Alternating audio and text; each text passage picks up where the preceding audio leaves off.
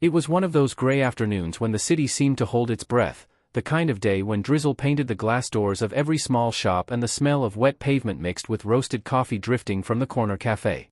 Inside a narrow grocery store tucked between office buildings, Daniel Brooks stood in line clutching a carton of milk and a loaf of bread, his work boots leaving faint prints of dust on the polished floor. The cashier's scanner beeped rhythmically, and tired faces shuffled forward, each lost in thought. Daniel's mind, however, was on his 7-year-old son, Noah, waiting at home with homework spread across the kitchen table. Being a single father wasn't something Daniel had planned, it was something life had forced on him after illness took his wife 2 years earlier. He had learned to wake before dawn, pack lunch, work double shifts, and still find the strength to smile when his boy needed reassurance that everything would be okay. The store's air conditioning hummed overhead, cold against his sunburned neck, when a sharp voice cracked through the monotony. "Stop right there, young lady." Heads turned. Near the automatic doors a man in a rumpled shirt, the store manager, was blocking the way of a small girl in a wheelchair. She couldn't have been more than 14. Her thin fingers clutched the edge of her seat, a single chocolate bar lay on her lap. "You think you can just roll in here and steal from honest people?" he barked, his tone dripping with contempt. The girl's lips trembled.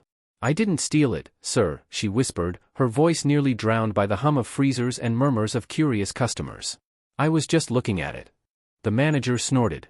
"Save it for the police." A woman by the bread rack pulled out her phone, eager to record, while others simply watched, the kind of passive crowd that feeds on someone else's humiliation. Daniel felt a knot form in his chest. He recognized that look in the girl's eyes, the mix of fear and shame he'd seen in his own reflection after losing everything.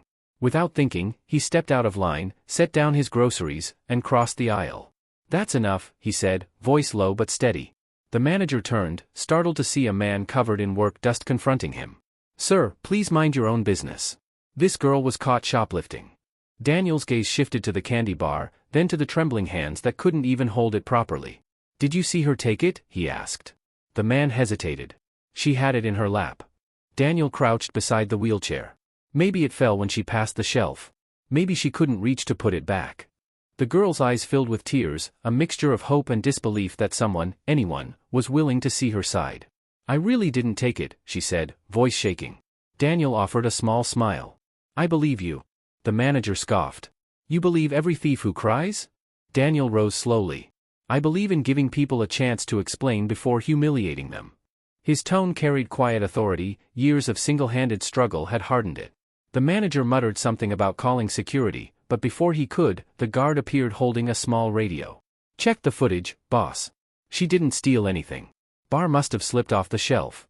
The crowd began to disperse, disappointed that the spectacle had ended. The manager's face turned crimson. "Fine," he grumbled, thrusting the chocolate bar into Daniel's hand. "Here, take it if it means that much to you." Daniel turned to the girl. "You okay?" She nodded faintly, brushing away tears with the back of her sleeve. "Thank you," she whispered. "Nobody ever helps me." "They should," he said, softening. "What's your name?" "Lena." "Well, Lena, looks like today you met someone who couldn't walk away." He paid for his groceries, added a small bag of chips and juice, and handed them to her outside the store. The rain had stopped, puddles reflected neon lights flickering from the cafe sign. "Where's home?" he asked.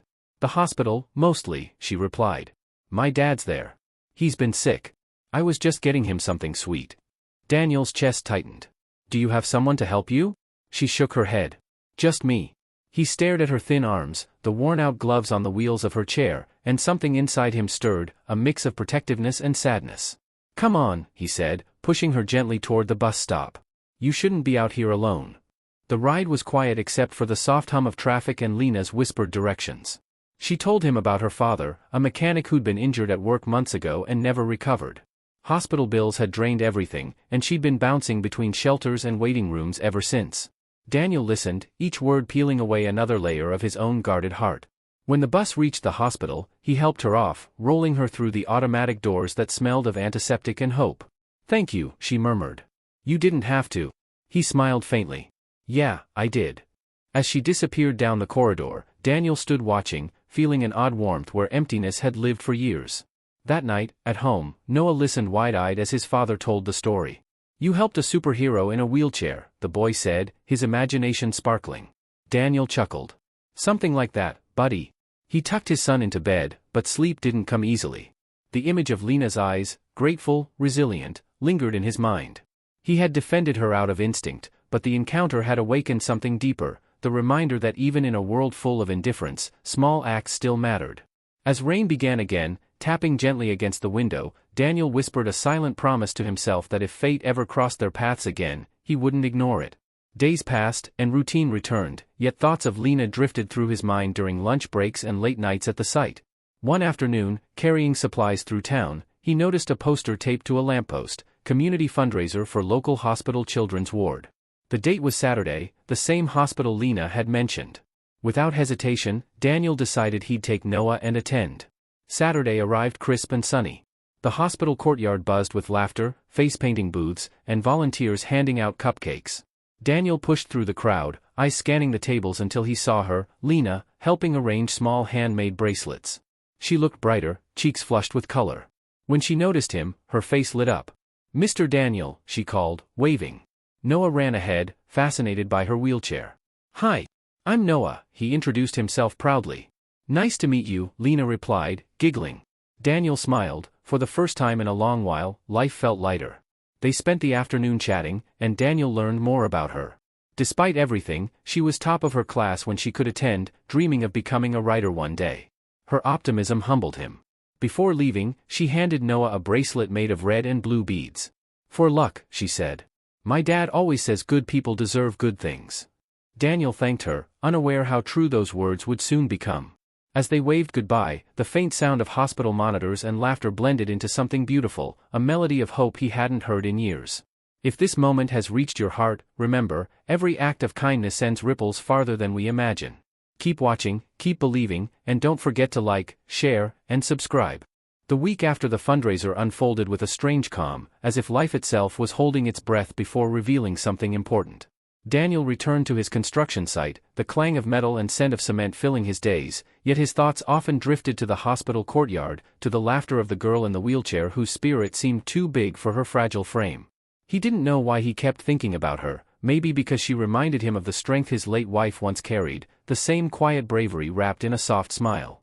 Each evening when he picked up Noah from school, his son would ask, "Do you think Lena's dad is feeling better?" And Daniel would answer, "I hope so, buddy," though deep inside, he wasn't sure. On Friday evening, while Daniel was closing his toolbox, a nurse from the hospital approached the site gate holding a folded paper. "Are you Mr. Brooks?" she asked. Her tone was gentle, almost hesitant. Daniel wiped the dust from his hands and nodded. "You helped a young patient named Lena a few days ago," she said, handing him the note.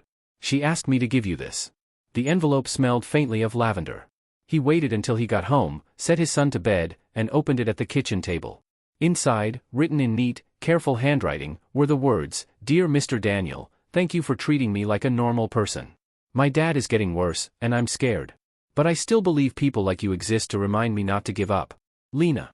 Beneath the letter was a small drawing of 3 stick figures, a man, a little boy, and a girl in a wheelchair, all holding hands beneath a bright yellow sun.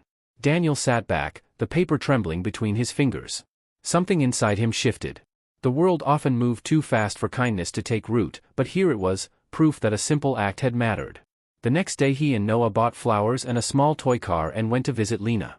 The hospital corridor smelled of antiseptic and blooming lilies from a nearby patient's room. When they reached Lena's ward, the bed was empty. For a moment, panic flashed through Daniel's chest until a nurse pointed toward the garden outside.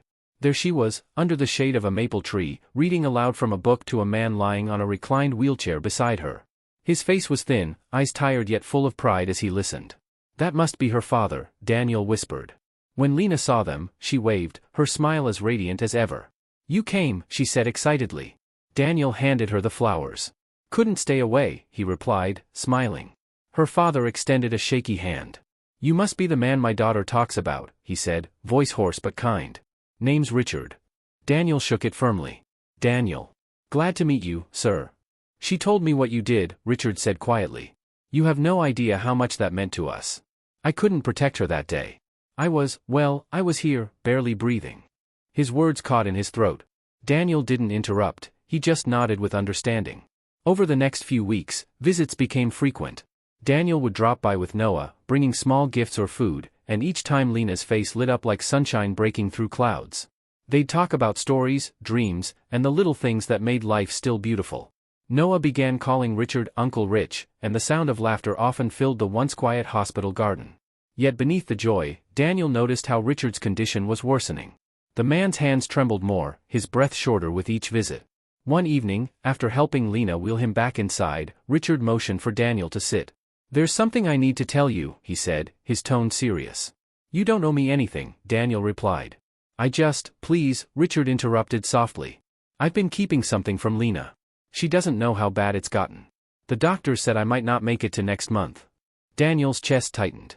"Does she?" "No," Richard said quickly. "She still believes I'll get better, and I want her to believe that until the end. Promise me, if anything happens, you'll look after her. She has no one else." Daniel stared at him, caught between shock and compassion. "I'm just a working man trying to raise my son," he said. "I don't even know if I could." "You already have," Richard whispered. "You gave her hope. That's more than anyone's done in years." That night Daniel drove home in silence, the city lights blurring through his windshield like tears. He didn't want to think about what would happen if Richard's words came true, but somewhere deep down, he already knew he couldn't walk away if the time came. Days turned into weeks, and autumn settled over the city. One crisp morning, Daniel arrived at the hospital to find Lena sitting alone, her eyes red from crying. "He's gone, isn't he?" Daniel asked softly. She nodded, unable to speak. He knelt beside her wheelchair, wrapping his arms around her trembling shoulders. "He's not gone, Lena," he whispered. "He's just somewhere without pain." She sobbed against his chest, clutching the drawing she'd once given him, now worn and creased. "He said you'd come," she murmured. "He said you'd know what to do." Daniel's throat ached, but he managed to say, "Then I guess I'm not going anywhere." Over the following weeks, he helped the hospital staff with the arrangements, made sure Lena had everything she needed, and slowly began integrating her into his and Noah's routine. At first it felt awkward, an unspoken mix of grief and new beginnings, but Lena's resilience turned their small home into a place of laughter again. Winter rolled in with snow-kissed mornings and evenings spent by the fire. Daniel watched in awe as Lena and Noah built paper houses, read stories, and shared secrets only children could understand. He started to notice how she'd hum softly while helping with chores, how she encouraged Noah when he felt unsure, and how her presence filled the house with warmth he hadn't realized was missing. One night, as snowflakes danced outside, Daniel found her sitting by the window holding her father's locket, the same one she wore every day. "He used to fix watches," she said quietly. "Said every second counted if you spent it with love." Daniel smiled faintly. "He sounds like a good man." "He was," she replied, looking up at him. "He said good people meet for a reason. I think he meant you." Daniel's heart swelled with emotion he couldn't quite name, something between gratitude and destiny. "If this moment touched you, remember, kindness never fades, it simply finds new hearts to live in. Keep believing, keep sharing compassion, and don't forget to like, share, and subscribe, because stories like this remind us that miracles often begin with one brave choice to care."